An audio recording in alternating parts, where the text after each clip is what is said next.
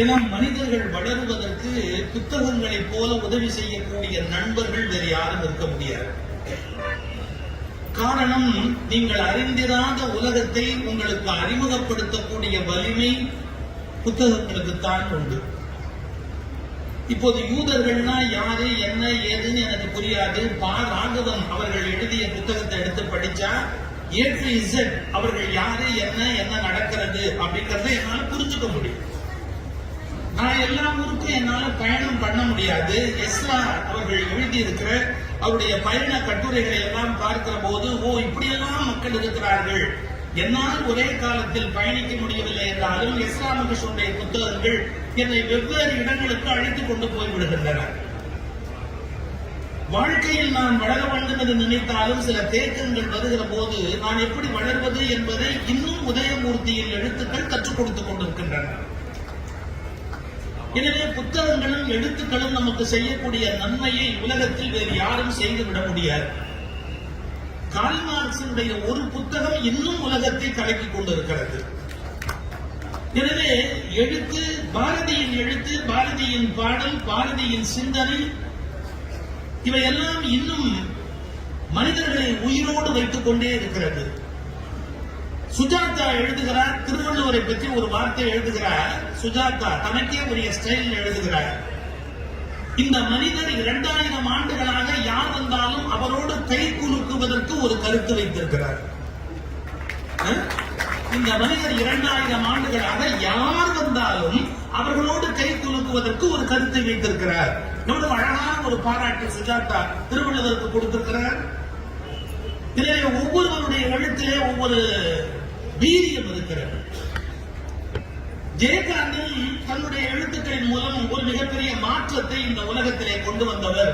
எழுத்து என்ன வேகம் செய்யும் என்பதை உலகத்துக்கு படம் பிடித்து காட்டியவர். ஒரு உதாரணம் சொல்வதென்றால், ஒரு முறை ஒரு பத்திரிகை வைத்திருக்கிறார். அந்த பத்திரிகையை ஜெயகாந்தன் வாங்கி, என்ன பத்திரிகை அப்படின்னு சொல்லிட்டு அந்த பத்திரிகை எப்படி பார்த்து படிக்கிறாரு.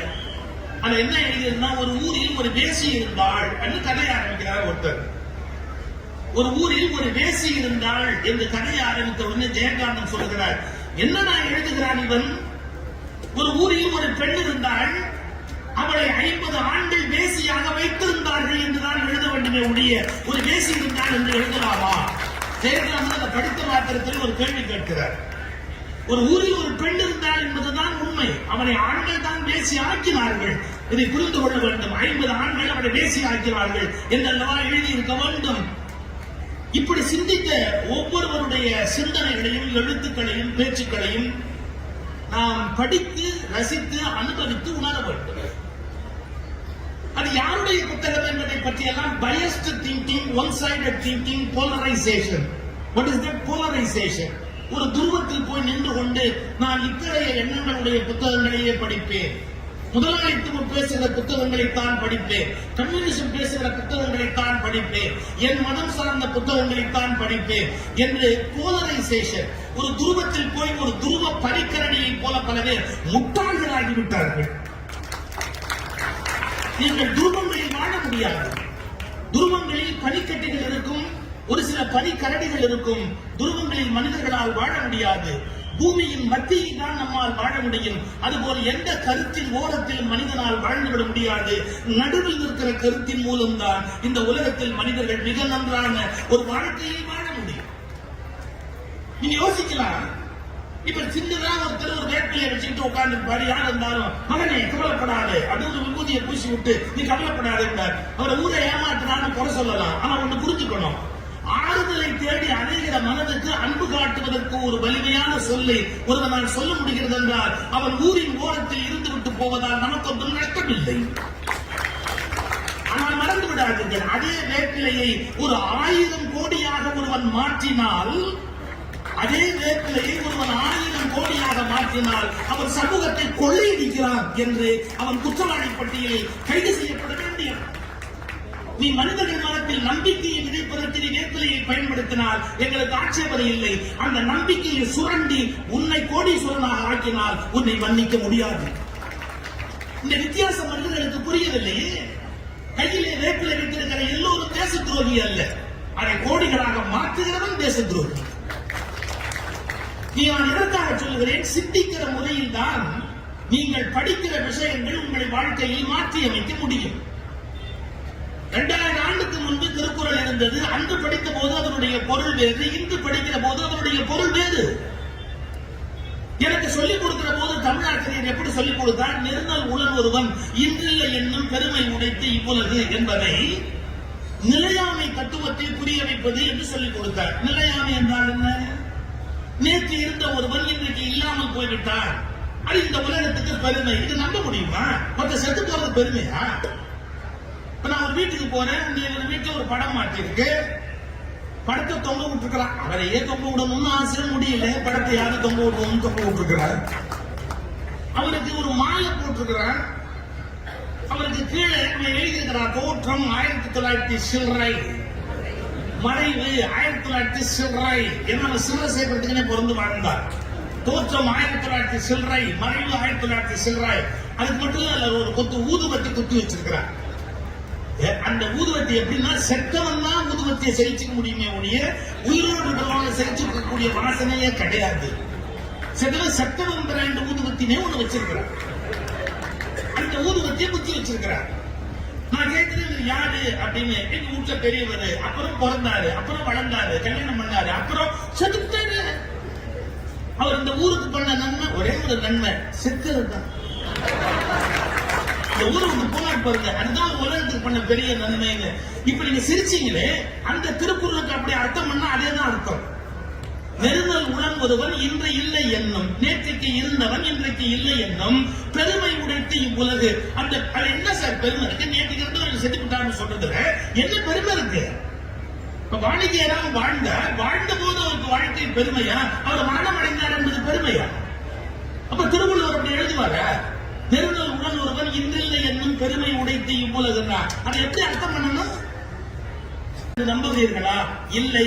சில கருத்துக்கள் அவருக்குள் போயிருந்தால் அவர் வேறு மனிதனாக மாறிவிடுவார் என்று பெருமை உடையது இவ்வுலகு.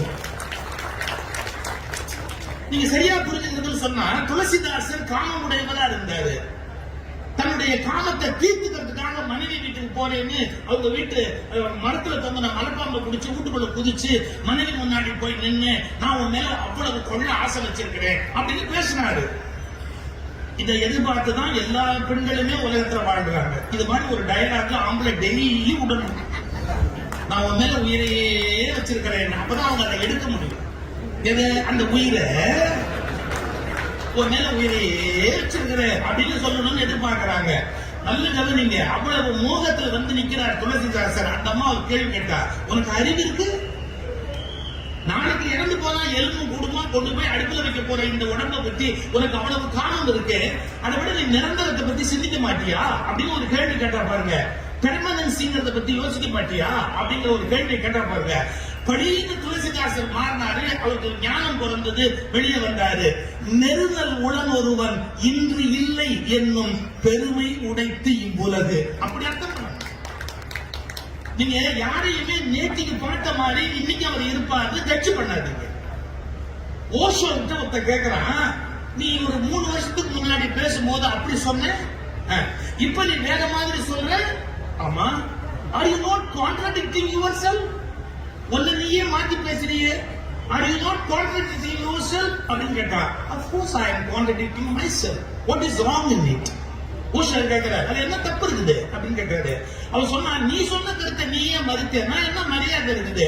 சரி, நீ சொன்ன கருத்தை நீயே இப்ப ஏன் மாத்தி பேசுற? Why are you talking like that ன்னு கேட்டான். அவர் சொன்ன பதில் ஆச்சரியமான பதில், I am changing my ideas because I am alive அப்படின்னு. நான் உயிரோடு இருக்கிறேன். அடுத்த வார்த்தை சொன்னது செருப்பால் அடிச்ச மாதிரி ஒரு வார்த்தை சொன்னார், செத்தவர்கள் தான் தங்கள் கருத்தை மாற்றிக்கொள்ள முடியாது, உயிரோடு இருப்பவர்களால் தங்கள் கருத்தை மாற்றிக்கொள்ள முடியும். இன்னைக்கு சொல்ற சில பேர் கருத்தை மாற்றிக்க முடியலன்னு சொன்னா அவன் செத்தவனுக்கு சமம். உயிரோடு இருப்பவன் தன் கருத்துக்களில் வளர்ந்து கொண்டே போக வேண்டும். அதுதான் நெருங்கல் உளன் ஒருவன் இன்று இல்லை என்னும் பெருமை உடைத்து இவ்வுலகு. ஒரே நதியில் 2 முறை கால் நினைக்க முடியாது என்று ஒரு பொன்மொழி உண்டு. நீங்க ஒரே நதியில போய் கால் வைக்க முடியுமா? முடியாது. ஏன்னா நதி ஓடிக்கொண்டே இருக்கிறது. நீங்க கால் வச்ச போது இருந்த தண்ணி இப்ப இல்லை, அது போய் வேற தண்ணி வந்துருச்சு. அது அதே நதியா? எப்படி ஒரே நதியில் ஒருவன் கால் வைக்க முடியாதோ அப்படி ஒரே கருத்தோடு ஒருவன் தன் உயிருள்ளவரை வாழ முடியாது. முட்டாள்கள் வேண்டுமானால் கருத்தில் மாற்றம் இல்லாமல் வாழ முடியும்.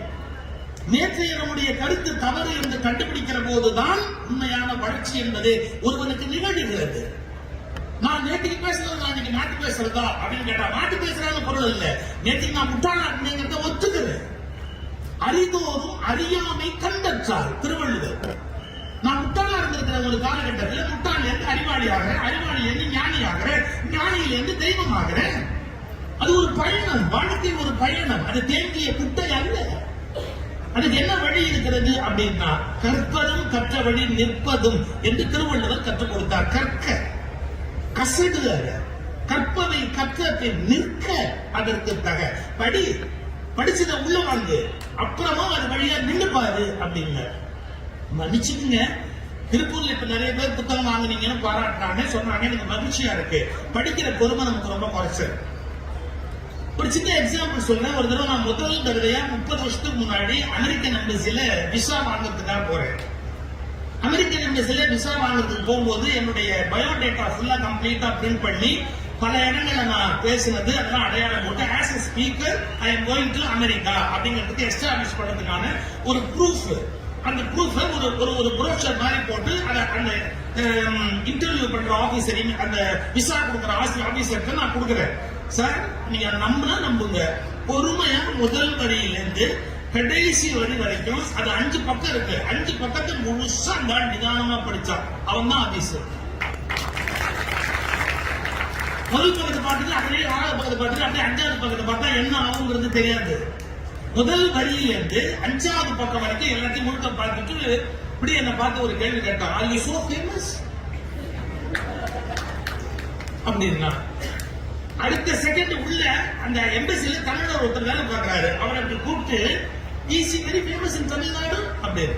எஸ் சார், அவர் சன் டிவியில் வருவாரு, இந்த நாள் இனி நல்லா பேசுவாரு, இஸ் வெரி ஃபேமஸ் தான். என்ன ஒரு கேள்வி கேட்கிறேன், ஏன் நீ அமெரிக்கா போறேன்னு இன்சியே பண்ணல, போய் உட்கார சார் கொடுக்குறாரு. சார் ஒரு பேப்பர் கொடுத்தா அதை முழுசா படிக்கணும் இல்ல. நான் மன்னிச்சுக்கங்க, கல்யாண பத்திரிகை கொண்டு போய் ஒருத்தர் வீட்டுல கொடுங்க, கொடுத்த உடனே கேட்பாங்க யார் கல்யாணம், என்னைக்கு கல்யாணம், 7ஆம் தேதியா, முகூர்த்தம் எத்தனை மணிக்கு, நாய் இதெல்லாம் கேட்காத அச்சடிச்சு கொண்டு கையில கொடுத்தாங்க. பத்திரிகை கொண்டு கையில கொடுத்துருக்கான், எது கொடுத்துருக்கான், படின்னு தான் கொடுத்துருக்கான். நீ மெதுவா எல்லாத்தையும் படிக்க வேண்டியது தானே. எல்லாத்தையும் அவனையே திருப்பி நீ கேட்டுக்கிட்டு இருக்கிறன்னா என்ன அர்த்தம்? மன்னிச்சுக்கங்க, ஒரு அடி இருக்கிற காகிதத்தை படிக்கவே பொறுமை இல்லாத சமூகத்துல லட்சக்கணக்கான புத்தகத்தை எழுதிய எழுத்தாளர்களை கோயில் கட்டி கும்பிட வேண்டும். இப்போ சொல்லட்டுமா, படிக்கலன்னா என்ன நடக்கும் ஒரு கேஸ் இன்சிடென்ட் சொல்லட்டுமா? ஒரு கேஸ் நடக்குது கோர்ட்ல. Accused number 1, accused number 2. அந்த கேஸ் முடிஞ்ச உடனே ஜட்ஜ்மெண்ட் எழுதிட்டார் ஜட்ஜ். லாஜிக்கலா எல்லா ரீசனையும் எழுதிட்டு so I release accused number 1 from this case, he is acquitted அப்படின்னு போட்டு எழுதி இருக்கிறாரு.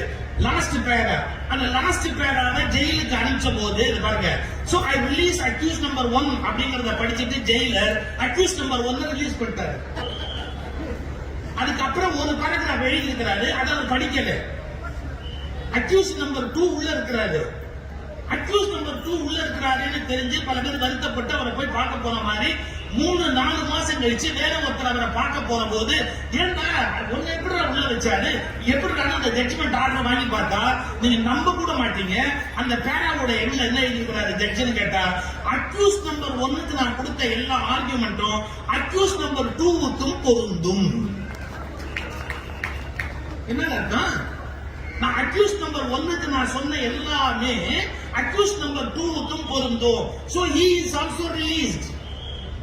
8 மாச காலம் ஜெயில இருந்தார். எதனால? ஒரு பேராகிராஃப் ஒரு ஆபீசர் படிக்காம விட்டதாக 8 மாச காலம் ஜெயில இருந்தாரு.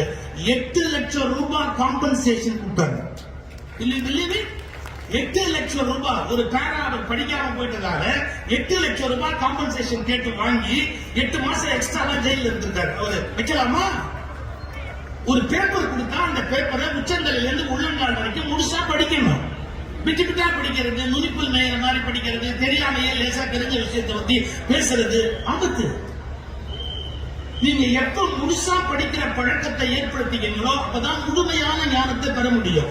பாரதி ஒரு வார்த்தை சொல்றார், சில விஷயங்கள் உண்மை போல் தெரியும், அவை உண்மைதான், ஆனால் உண்மையை விட ஆழமானது முழு உண்மைங்கிறார். அது என்ன முழு உண்மை? நீ இன்னும் கொஞ்சம் உள்ள போனாதான் அதனுடைய முழு உண்மை என்னங்கிறதையும் நம்மளால கண்டுபிடிக்க முடியும். நம்மளால இதை படிக்கிறதுலயே பொறுமை இல்லை. நீங்க போனா நியூஸ் பேப்பர் படிப்பாங்க, அதுவும் அடுத்தது சில பேர் படிப்பாங்க.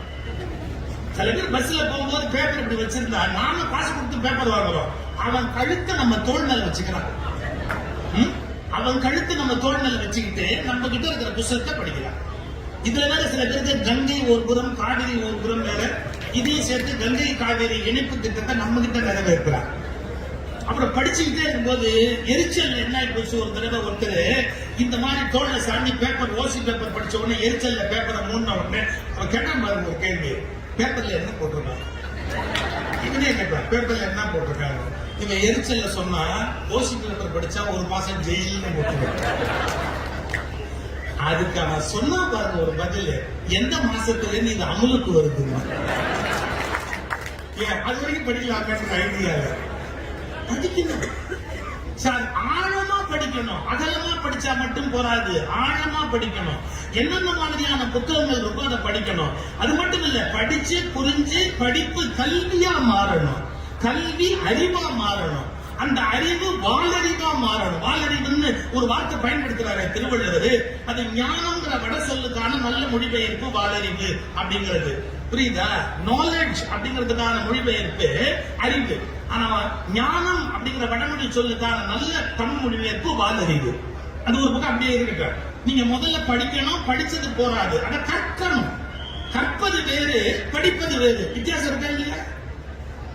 ரயில்ல நான் போறேன், எது சீட்டு ஒருத்தர் உட்கார்ந்து இருக்கிறாரு, நான் ஏதோ ஒரு வார பத்திரிகை ஒரு மாச பத்திரிகை இதெல்லாம் பொழுது போடுமே அப்படிங்கிறதுக்காக அப்படி வச்சு நான் வச்சு படம் பார்த்துட்டு உட்கார்ந்து இருக்கிறேன். அவர் கேட்கிறாரு, அந்த பத்திரிகை கொஞ்சம் கொடுங்க பார்த்துட்டு தரேன். நல்ல கவனிங்க, பத்திரிகை கொடுங்க பார்த்துட்டு தரேன். ஏன்னா பாக்குறதுக்கு தான் அந்த விஷயம் இருக்கு, படிக்கிறதுக்கு அதுல ஒரு மண்ணும் இல்லை, படிக்கிறதுக்கு இல்ல, அதனால பார்த்துட்டு தரேன் அப்படின்பாரு. கொஞ்சம் ஆழமான புத்தகம் திருக்குறள் வச்சிருந்தேன்னா பார்த்துட்டு தரேன் பாரு. இல்லாட்டி வாழ்க்கை முதல் கங்கை வரை வச்சிருந்தா பார்த்துட்டு தரேன் பாரு. இல்லாட்டி நீங்க வேற ஆழமான நூல்கள், தத்துவம் சார்ந்த நூல்களை எல்லாம் உள்ள வச்சிருந்த இந்திய தத்துவ ஞானம் ராதாகிருஷ்ணனுடைய மொழிபெயர்ப்பு புத்தகத்தை கையில வச்சிருந்தா பார்த்துட்டு தரேன் பாரு. படிச்சுட்டு தரேன் பாரு, வித்தியாசம் பாருங்க.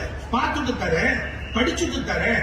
படிச்சா போராது, இத வாங்கி வீட்டுல போய் கற்று, படித்தலை விட இன்னும் ஆழமான ஸ்டேஜ் ஒண்ணு இருக்காது கற்றல். கற்றலுக்கு படித்தலுக்கு என்னங்க வித்தியாசம்? நீங்க சாப்பிடுறீங்கல்ல, சாப்பிட்ட எல்லாமே உணவு உங்களுக்குள்ள போறது இல்ல, எது ஜீரணமாச்சோ அதுதான் உள்ள போகுது. நீங்க சாப்பிடுற மாதிரி படித்தல், ஜீரணமாகிற மாதிரி கற்றல், ஒரு ஸ்டேட் வித்தியாசம் இருக்கு. அதுல இதெல்லாம் கரெக்ட் இதெல்லாம் தப்பு அப்படின்னு பிரிச்சு மேயறதுன்னு பேரு. அதை பிரிச்சு எடுத்துடணும். நம்ம ஒரு புத்தகத்தை படிச்சுட்டதாலேயே அது கரெக்டா இருக்கணும் ஒன்னும் அவசியம் இல்லை. நான் மனம் திறந்து சொல்றேன், சின்ன வயசுல இருந்து வீட்டுல வளர்க்கிற போதே மதம் சார்ந்த நூல்களை சொல்லி கொடுக்கறவங்க உலகத்திலேயே அது மட்டும்தான் கரெக்ட், மற்றதெல்லாம் தப்புன்னு சொல்லி கொடுக்கறாங்க. இப்படி சொல்லி கொடுக்கறது தப்பு, தயவுசெய்து சொல்றேன், அது தப்பு. மதம் சார்ந்த நூல்களை சொல்ற போது இப்படி இந்த மதத்துல சொல்லப்பட்டிருக்கு, இது நம்ம மதம், நீ மற்ற மதத்தினுடைய நூல்களையும் எடுத்து பாரு, அவங்க என்ன சொல்றாங்கன்றத யோசி, உன்னுடைய அறிவை பயன்படுத்தி எது நல்லது கெட்டதுன்னு நீயே ஒரு தீர்மானத்துக்கு வா அப்படின்னு சிந்திக்கிற பழக்கத்துக்கு பிள்ளைகளை வளர்க்கணும்.